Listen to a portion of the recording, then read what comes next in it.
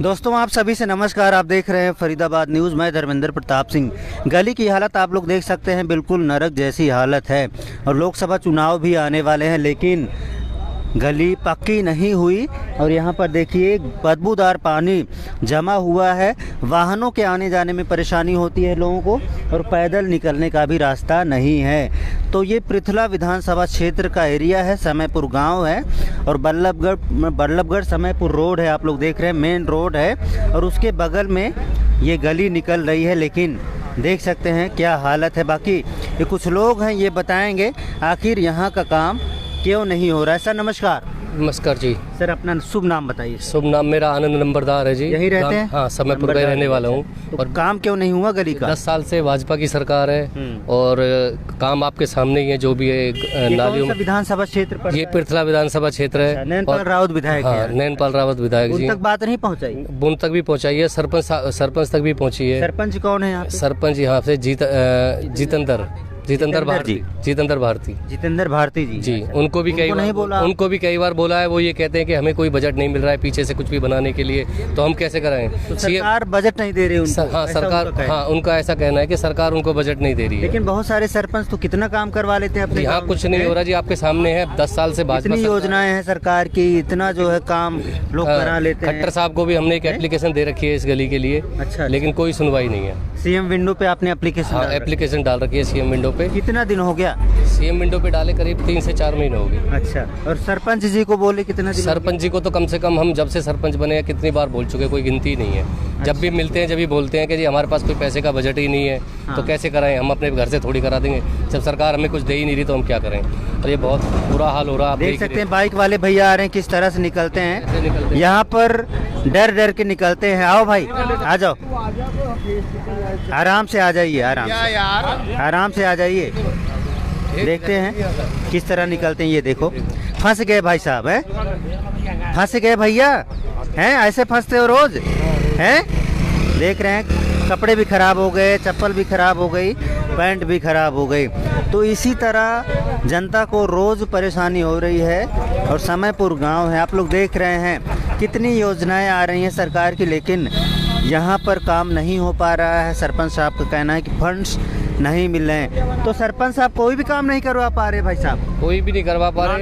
नाली भी साफ नहीं हो रही, सारा गंदा है। ये देखो उनके आसपास की सड़कें भी ऐसे हैं। हाँ, उनके आसपास की तो बढ़िया सड़कें हुई पड़ी है। वहाँ बना है? वहाँ पल्ली तरफ तो बनी हुई है। अच्छा। हाँ, सारी बनी हुई है, पर नालियाँ तो बिल्कुल जाम है, सड़क पे पानी चल रहा है। और ये बगल वाला रोड भी नहीं? ये बगल वाला रोड वाला भी, हाँ, प्रतापगढ़ की तरफ जो रोड जा रहा है वो भी पूरा खराब हुआ पड़ा है। उसमें भी देखो आप कितने गड्ढे हुए। देख भी लेते हैं, उसको भी देख लेते हैं। तो देख रहे हैं दोस्तों, ये बल्लभगढ़ समयपुर रोड है। ये सीधा सोहना की तरफ निकल जाता है।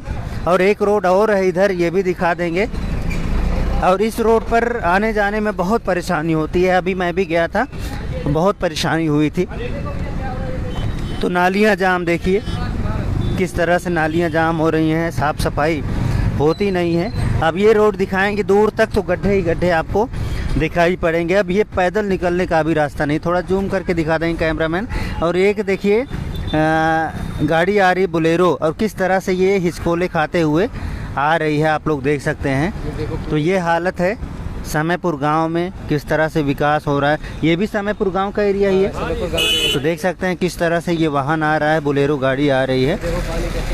तो किस तरह से भाई साहब साइड से होकर जा रहे हैं, बच के जा रहे हैं। तो ये हालत हो रही है। ये देखिए किस तरह से नाली ओवरफ्लो हो रही है, सीवरेज ओवरफ्लो हो रही है। अच्छा, कूड़ा करकट भी है। आप ये कूड़ा करकट है, ये देखो ये पूरा कूड़ा करकट है। इससे मच्छर पैदा होंगे क्या? वैसे तो स्वच्छ नालियाँ देखिए जहाँ ओवरफ्लो हो रही हैं, बिल्कुल देख लिया हमने। तो ये जो है बैरागी चौक है, आप लोग देख रहे हैं, गाँव समयपुर बल्लभगढ़।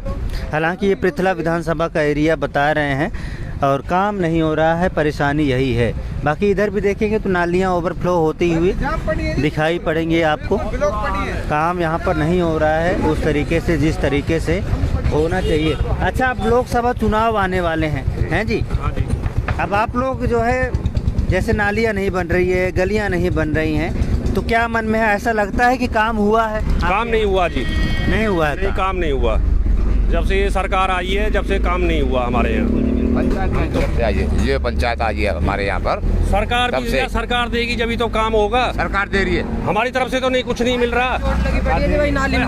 गिर गया था जी, मैं इस गली में निकल गया था, सारे हाथों में घुटनों कहाँ में गिरे आप? कहाँ गिरे? इसी गली से निकल के गिरा था जी, बाहर मेरे बाइक रुपट गई थी। बहुत चोट आ सारों गई में देखो, ये घुटनों में देखो जी, काफी चोट आ गई। क्या नाम भैया? अजय नाम है जी मेरा। अजय जी, कहाँ बच्चे रहते हैं आप? मैं इसी में बैरक इसी चौक गली में रहते हैं। आइए, इसी गली में रहते हाँ, हैं हाँ जी, इसी गली में रहते हैं। देख सकते हैं, देख सकते हैं भाई साहब को चोट भी लग गई। जो हमने पहले आपको गली दिखाई थी उसी गली में भाई साहब गिरे हैं और इनके जो है हाथ पैर सब छिल गए, स्क्रैच आ गई। तो ये हालत है दोस्तों।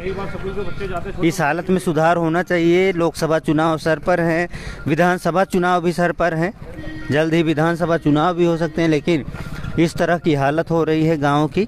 डेवलपमेंट नहीं हो रहा है। रोड बना भी होगा, देख सकते हैं किस तरह से ये गिट्टियाँ निकल रही हैं। तो घटिया काम यहाँ पर, ये पुलिया बनी है तो ये भी देखिए गिट्टियाँ निकल रही हैं। तो इस तरह का काम हो रहा है और इनको नहीं लगता कि यहाँ पर विकास हो रहा है। फरीदाबाद लोकसभा क्षेत्र पड़ता है, देखना चाहिए सांसद जी को भी, विधायक जी को भी देखना चाहिए और इस तरह से पब्लिक परेशान ना हो, इस बात का ध्यान रखना चाहिए। के बाद एक बार देखने के लिए विकास की तो बहुत बड़ी बात है। एक बार गांव में जब आदमी जीत जाता है तो उसको मुबारकबाद देने के लिए भी गांव में एक दौरे के लिए नहीं आया। जयपाल राउत यहाँ नहीं आए कभी? बिल्कुल कभी नहीं। एक बार इलेक्शन जीतने के बाद, वैसे 4 साल से ऊपर हो चुका 4 साल से ऊपर हो गए, एक बार गांव को मुबारकबाद तक देने के लिए नहीं आए। नहीं तो हर आदमी सोचता है कि भाई जिस एरिया से मुझे मैं बना हूँ तो कम से कम एक दौरा तो कम से कम होना चाहिए, पर पैसे से ही वो नहीं है फुर्सत। सच्चाई तो ये है, सरकार राउत काम नहीं करा पाए, बिल्कुल कुछ नहीं, कोई विकास विधानसभा चुनाव में देंगे उनको वोट? बिल्कुल नहीं देंगे, हम तो बिल्कुल नहीं देंगे। अब की बार हम तो कांग्रेस को वोट देंगे, खुली बात। कांग्रेस की वोट देंगे अब इससे आगे। तो आप लोग जब सरकार काम ही नहीं करेगी तो क्या करेंगे बताओ? हम तो क्या करेंगे? दुखी हैं। और लोकसभा चुनाव में भी?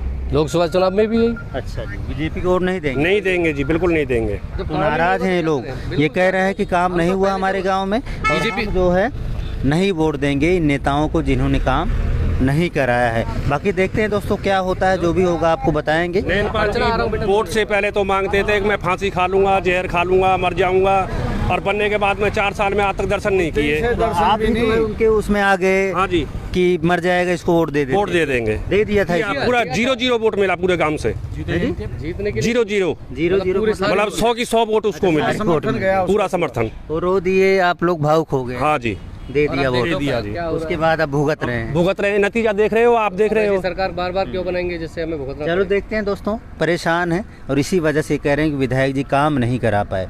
फरीदाबाद न्यूज़ से धर्मेंद्र प्रताप सिंह, नमस्कार।